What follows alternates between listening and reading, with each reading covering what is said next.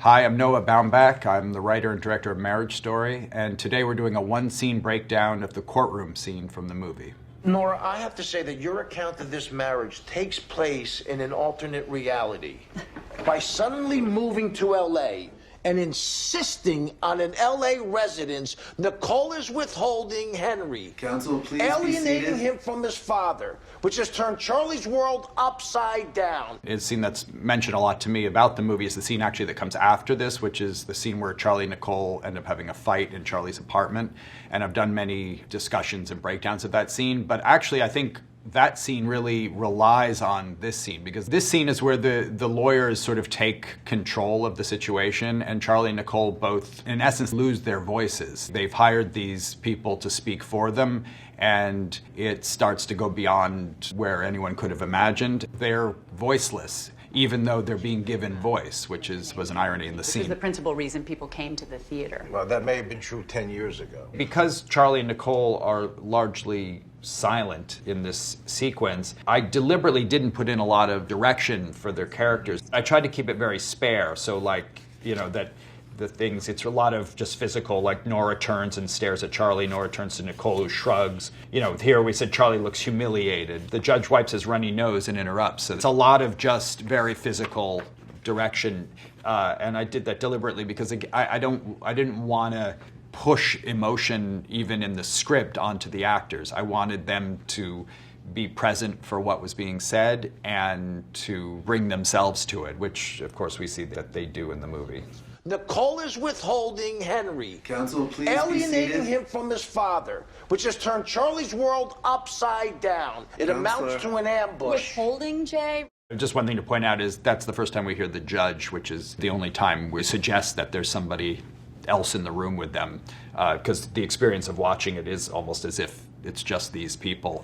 Chris Garbosio did the sound with me. There's some coughs you hear placed like little squeaks of chairs, because, you know, we didn't want to make it so intimate, but we don't see anybody except for them up until this point. Most often the focal length is going to be on the lawyers, and you're going to have the protagonists, Charlie and Nicole, are often out of focus in the background, which I do like in these sequences because Laura and Ray are so dominant and also just such powerhouses as actors that you're watching the lawyers, but if you actually think to look or do look, there's almost this sort of slightly out of focus expression in the background, which I think in a way is more effective and more moving because it does make you project a lot onto them of what you think they must be feeling or thinking. Actually, when we were rehearsing it, that we had even sort of played around with Nora standing too, but we found that Nora, in a way, was going to be more powerful staying where she was. And Laura came up with the great taking off her coat, and that's something that came in a costume fitting. She was like, maybe I could have this coat and I could take it off. So she, in some sense, sort of flexes her power there, whereas Ray kind of needs to stand and point, and his character is more aggressive in that way and more physical in that way. Alienating? All right. Well, those are fighting words, and it's simply false and does nothing to further this settlement. Your recap of this situation is outrageous. And although California is without doubt a no-fault state, it bears mentioning in the accurate recap of this situation that Charlie had had extramarital affairs. An extramarital affair. Actually, a movie that we looked at as reference for this sequence was Dr. Strangelove, the Stanley Kubrick movie, partly because you have so many people at tables in that movie. There's all that stuff at the war room. And going into this movie, we knew we were going to have a lot of scenes of people in either mediation, conference rooms, courtroom. And that movie obviously has a different tone, but it is both absurdist comedy and horror at the same time. And I feel like what these low-angle shots have that we did our versions of, if it's, you know, Ray Liotta, there is a kind of both, I think, an absurdity and also a menace to it. And here with Charlie or with Nicole, I think there's more pathos in it because you really feel them sort of at the mercy of obviously the situation, but also these rooms. You know, this room has no windows, those lights, the asbestos probably up there on the top of that ceiling. It's just so impersonal. And so, you know, again, one way of describing this sequence is intimate, but it's also so unintimate at the same time. Do you really want me to go there? Also, the scene posed a challenge, both in the writing and the directing, because I feel like we've seen so many courtroom scenes. I wanted to figure out a new way of shooting a court and really place it in the experience of both Charlie and Nicole. So Robbie, the DP, and I, what we did is we always had the camera was always going down the table, both directions, which always keeps you both in Charlie and Nicole's perspective, always, which is something that's true in the whole movie. But it's maybe more notable in this scene because you don't see anyone behind them, you don't see the judge until the end of the sequence. And it's people in a row, so they're all facing outward. It's almost proscenium-like, which also spoke to sort of themes of performance that are part of this movie. They come from a theater background, and in this case it's the lawyers performing in a sense.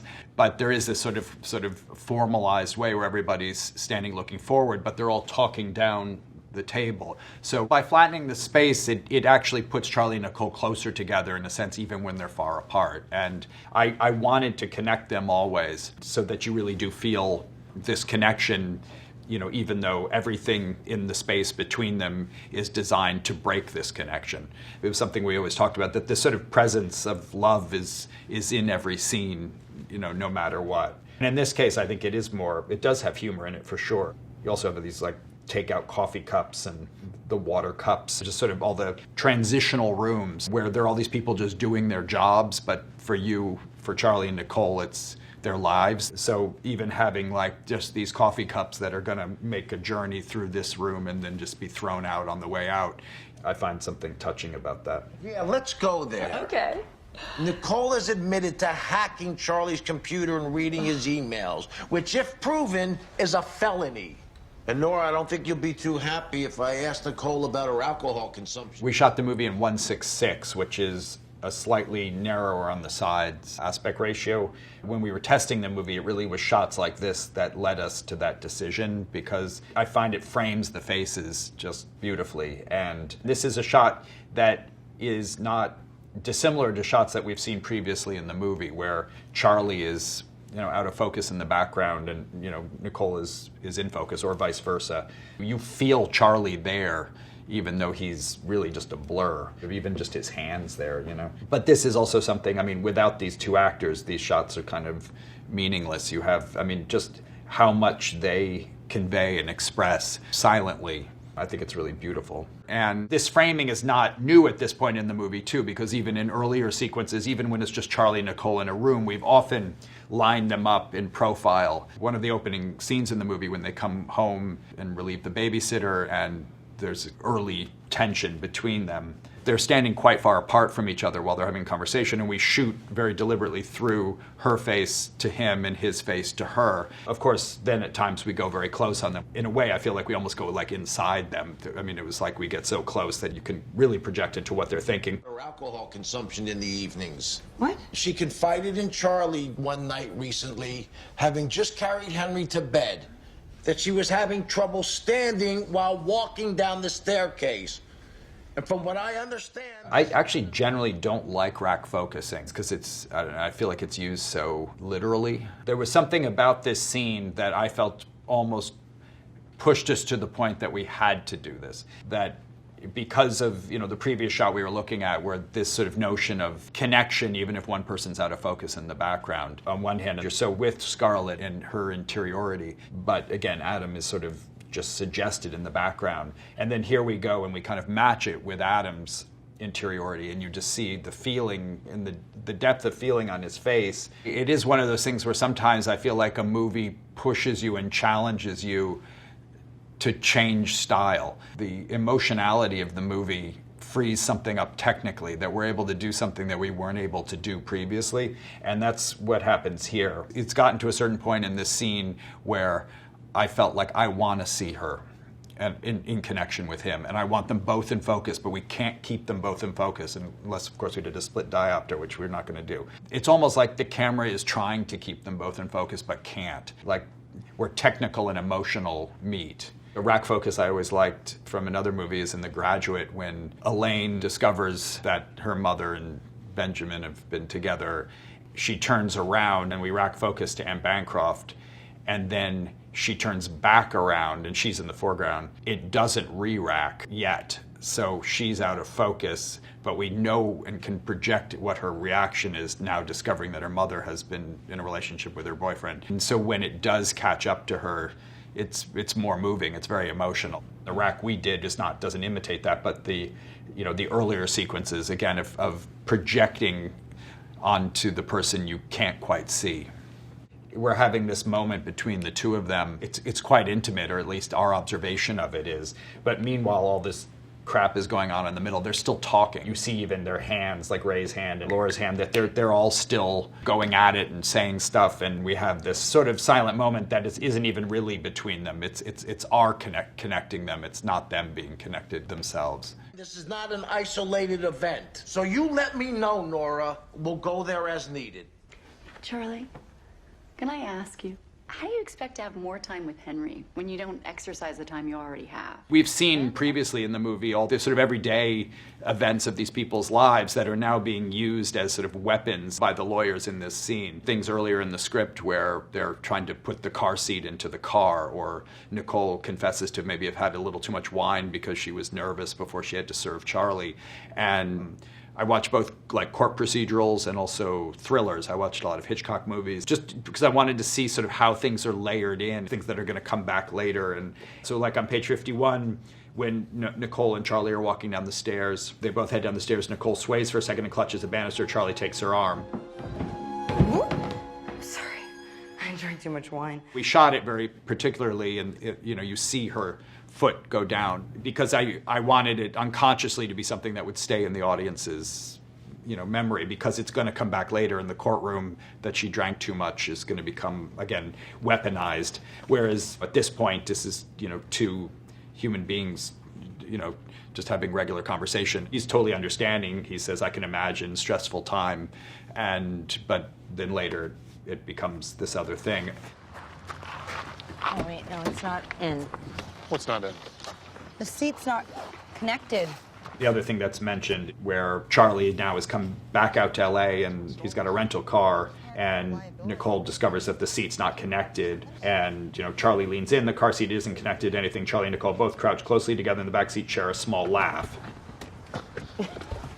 It's just two human beings talking. There's nothing extreme, or we all can understand what happened there and they're fixing the problem, but it's going to become something later that the lawyers use, and again that they weaponize in this negotiation. Just sitting in the back You have seat. to buckle in the car seat. It's the I know that. law. I thought the car rental place No, did they it. can't do it. It's a I know that liability. now. Once we discovered that, we fixed it.